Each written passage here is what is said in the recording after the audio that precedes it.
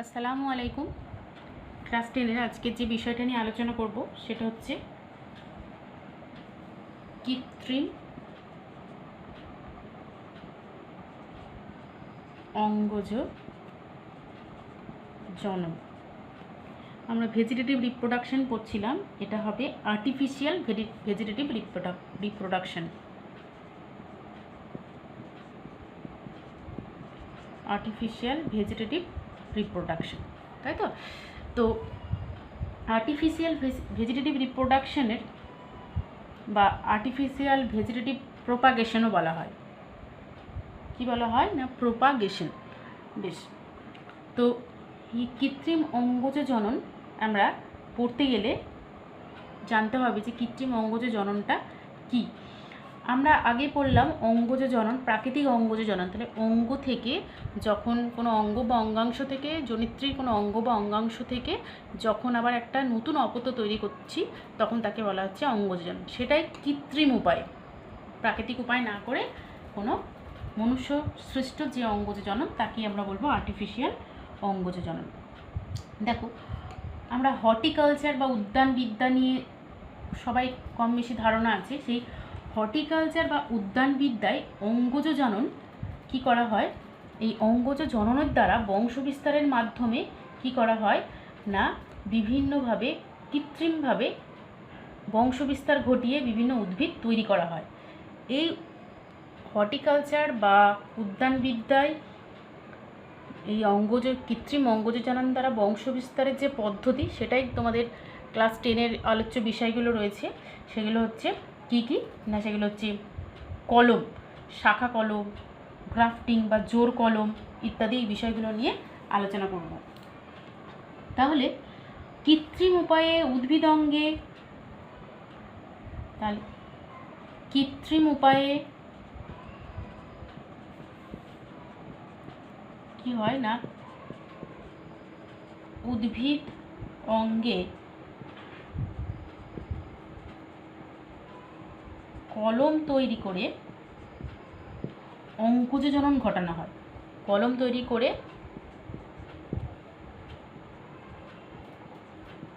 অঙ্গজ জনন ঘটানো হয়, তাই তো? এই কলম কথাটার সঙ্গে অল্প বিস্তর সবাই পরিচিত আছে। কলমের গাছ বলা হয় না? তো এই কলমটাই হচ্ছে আমাদের কৃত্রিম অঙ্গজ জনন আজকে। তো এই কৃত্রিম অঙ্গজ জনন কলম দুই প্রকার পড়বো আজকে। একটা হচ্ছে কি গ্রাফটিং,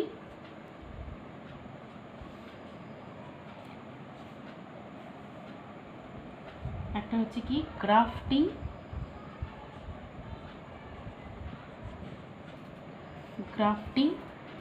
বা জোর কলম। গ্রাফটিং বা জোর কলম।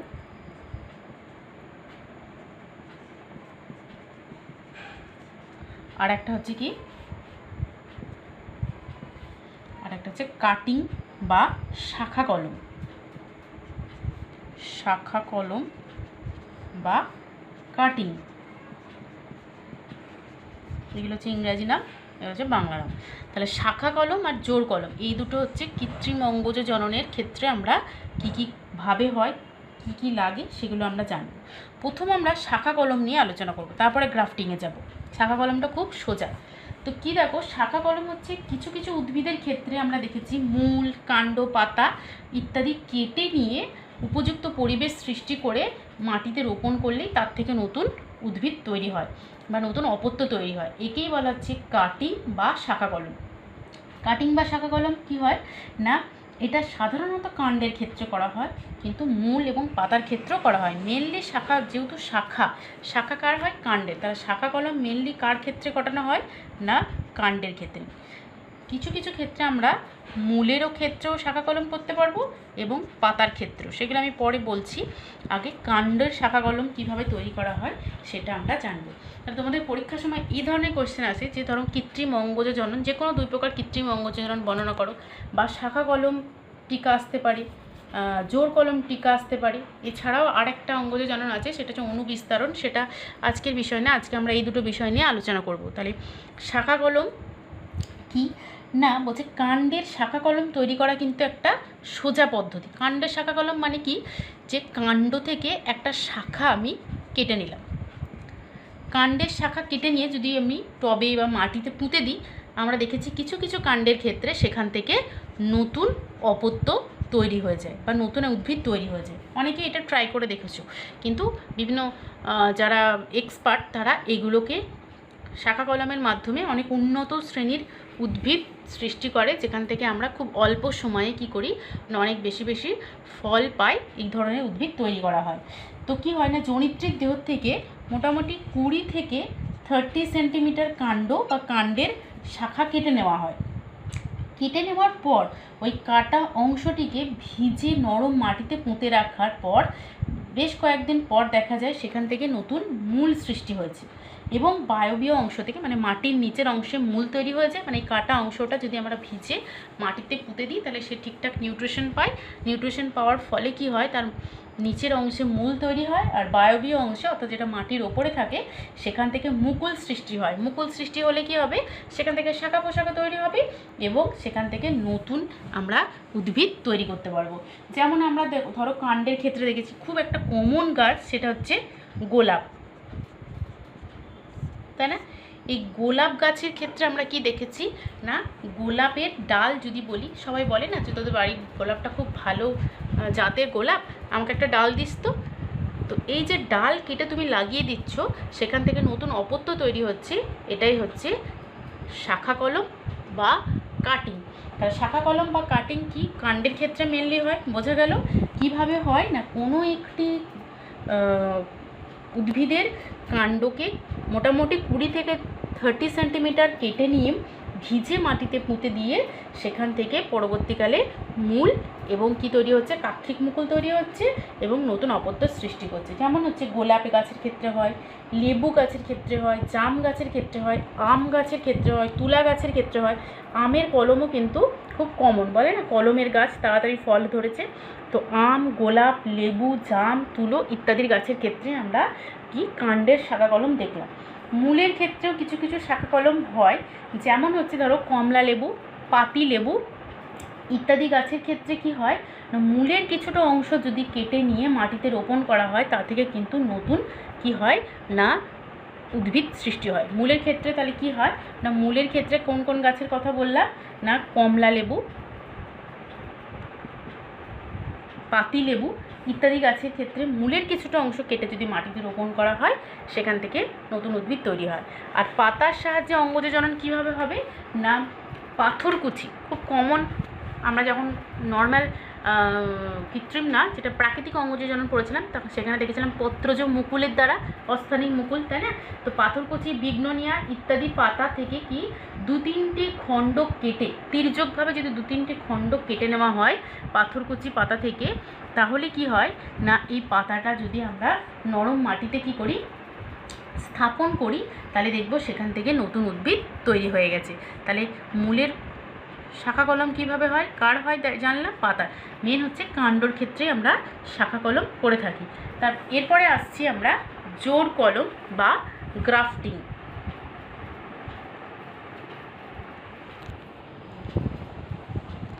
জোড় কলম বা গ্রাফটিং জিনিসটা কি না, গ্রাফটিং প্রক্রিয়াটা কি করা হয় না, এখানে দুটো, ওখানে আমি একটা উদ্ভিদ থেকে একটা ডাল কেটে নিয়ে বা পাতার কোনো অংশ কেটে নিয়ে মূলের কোনো অংশ কেটে নিয়ে করছিলাম। গ্রাফটিংয়ের ক্ষেত্রে কিন্তু দুটো উদ্ভিদ লাগে, দুটো একই প্রজাতিভুক্ত ভিন্ন উদ্ভিদ লাগে। তাহলে কি লাগে না, একই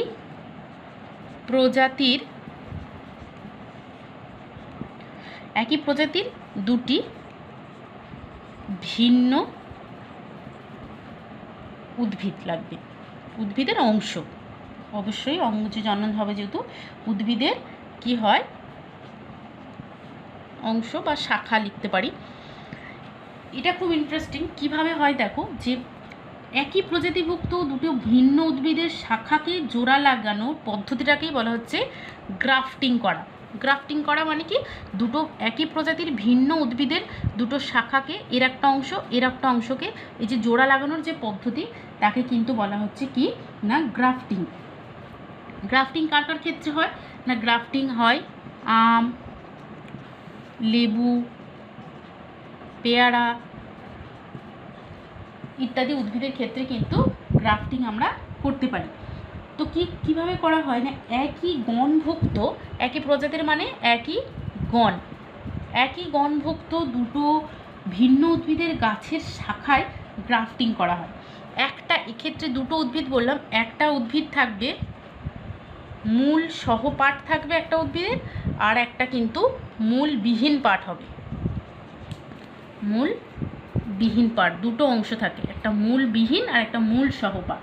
তাহলে কিভাবে করা হয় না, মূল সহ যে গাছটিতে অন্য গাছের ডাল বা অন্য গাছের শাখা জোড়া লাগানো হয় সেই গাছটাকে বলা হচ্ছে মূল সহ গাছটাকে। আগে আমি জিনিসটা বলি, তারপরে আমি কোনটা স্টক কোনটা শিয়ন বলবো। তাহলে গ্রাফটিংয়ের ক্ষেত্রে কি করা হয় না, একই প্রজাতিভুক্ত বা একই গণভুক্ত দুটো গাছের অংশকে জোড়া লাগানো হয়। একটা গাছ থাকে, আমি বলেছি মূল সহ একটা গাছ থাকে, মূল সহ আর একটা মূলবিহীন। এই মূল সহ মেন গাছটাকে বলা হয় কি, স্টক। কি বলা হয়, স্টক। আর মূলবিহীন যে অংশটা, সেই অংশটা কার সাথে জোড়া লাগানো হয়, স্টকের সঙ্গে। এই অংশটাকে বলা হয় শিয়ন। কি বলা হয়, শিয়ন বলা হয়, বা এই বানাটা হয়। তাহলে কি হয়, মূল সহ মেন উদ্ভিদটার সঙ্গে অন্য একটি একই গণভুক্ত একই প্রজাতিভুক্ত উদ্ভিদের শাখাকে যখন স্টকের সাহায্যে জোড়া লাগানো হয় তখন তাকে বলা হচ্ছে কি, গ্রাফটিং বা কি জোড় কলম। জোড়া লাগানো হচ্ছে, ওই জন্য জোড় কলম বলা হয়। এক্ষেত্রে কি হয় না, উভয় গাছের ডালে যে অংশে জোড়া লাগানো হয়, ধরো এটা একটা গাছ, ধরো এটা মূল সহ আছে, এই গাছটা আমি একটা টব এঁকে দিলাম, ধরো এই টবের মধ্যে গাছটা রয়েছে, তো ছোট করে আঁকি তাহলে বুঝতে সুবিধা হবে। মূল সহ পাটটা রয়েছে,